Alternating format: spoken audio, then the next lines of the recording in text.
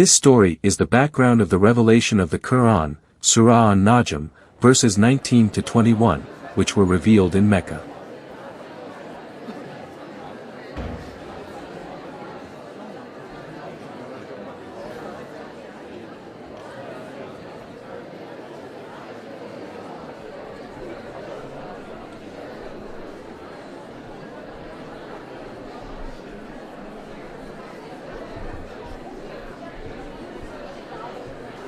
In the past, I can chat with them, worship together with them.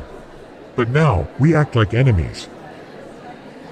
Well, Rasulullah, that may have something to do with the way you pass your divine message to them. Look at them, surrounded by their idols. Why don't they listen to me and worship Allah instead? You used to kiss them too, right? Oh, wait a minute. I think I got another message from Allah. I need to pass it to them. Oh boy, here we go again.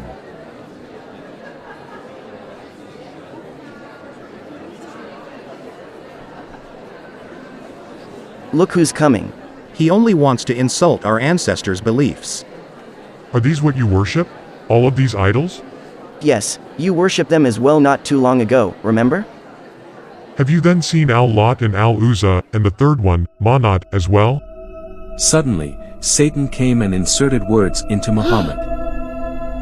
Others don't realize what Muhammad went through.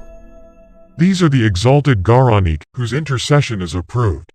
These are the exalted Quranics, which are high-flying cranes. Their intercessions are expected. Wow, Muhammad just praised our gods. He returns back to his previous religion, the religion of our ancestors. Did he just acknowledge other gods besides Allah? Yeah. Maybe Allah has daughters after all. Haha. Tawheed? What Tawheed?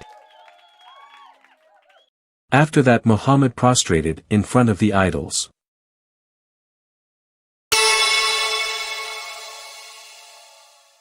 The Meccans joined him in worship.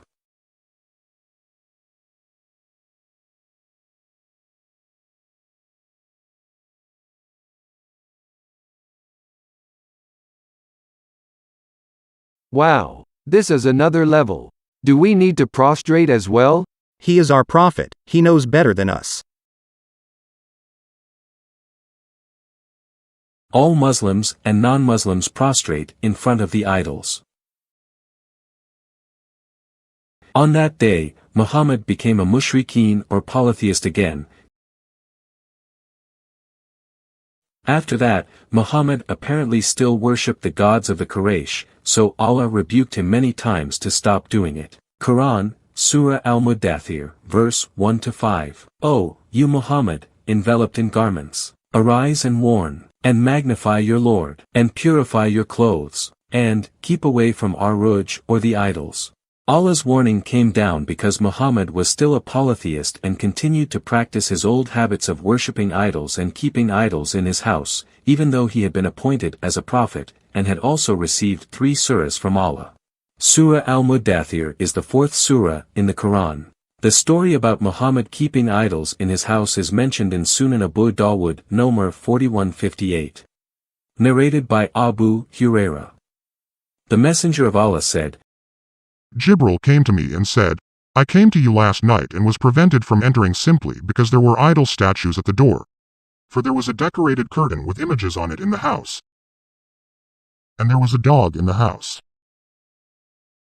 So he ordered me to cut off the head of the idols in the house, the curtain to be cut up, in order to take the dog out. Later on, Jibril came to Muhammad to cancel Muhammad's praise to the goddesses Al-Lat, Al-Uzza, and Al-Manat in Surah An-Najm. But strangely, the cancellation occurred in Surah Al-Hajj, which was revealed in Medina, about 8 years after Muhammad left Mecca. Why wait so long? Apparently, Muhammad did not feel the need to change the verse praising the Quraysh gods, so 8 years passed without any changes to the verse. Surely something happened that urged him to change it. Most likely, his enemies in Medina found the polytheistic verse and they questioned it.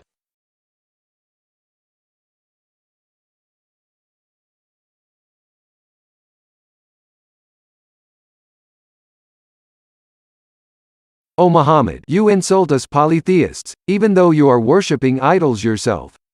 You put your praise of Al-Lat, Al-Uzza, Manat in Quran, Surah An-Najm, verse 19 to 21. How is that? Oh, about those verses, huh? Jibril has just told me that those verses did not come from him, but from Satan, who deceived me so that I said the satanic verses. But no worry, Allah already changed it to this. Have you then seen Al-Lat and Al-Uzza? And the third one, Manat, as well? Do you prefer to have sons while you attribute to him daughters? I feel sad because I have mispronounced the holy verses. But Allah then comforted me. Quran, Surah Al-Hajj, verse 52. Whenever we send a messenger or a prophet before you, O Prophet, and he recited our revelations, Satan would influence people's understanding of his recitation. But eventually Allah would eliminate Satan's influence. Then Allah would firmly establish his revelations. And Allah is all-knowing, all-wise. How can Satan control the tongue and mind of a prophet? You say that because you are a hypocrite, your heart is rough and full of strife. Quran, Surah Al-Hajj, verse 53. All that so he may make Satan's influence a trial for those hypocrites whose hearts are sick and those disbelievers whose hearts are hardened. Surely the wrongdoers are totally engrossed in opposition.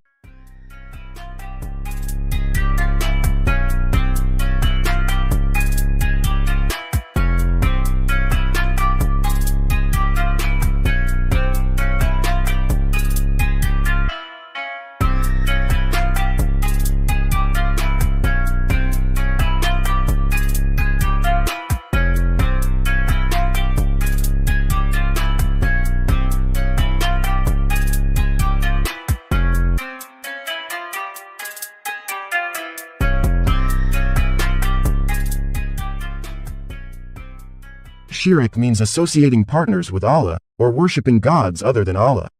In Islam, it is an unforgivable sin, according to Quran, Surah An-Nisa, verse 48. Indeed, Allah does not forgive association with him, but he forgives what is less than da, for whom he wills, and he who associates others with Allah, has certainly fabricated a tremendous sin. How could the Prophet of Allah be able to commit shirk continuously for 8 years?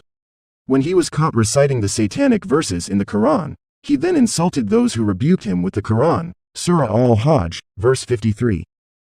Muhammad was a mushrik, because he praised and even prostrated to the gods of Quraysh in the Quran, Surah An-Najm, verses 19 to 21. He did sujud to the Quraysh goddesses, sujud, laknatullah.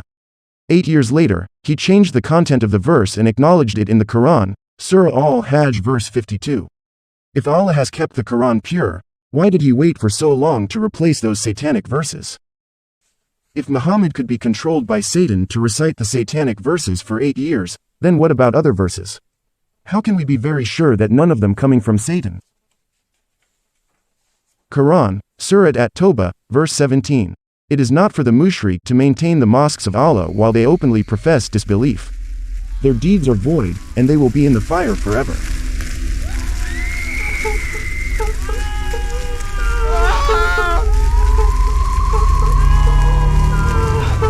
Are you still expecting the Prophet's intercession? He's in hell now.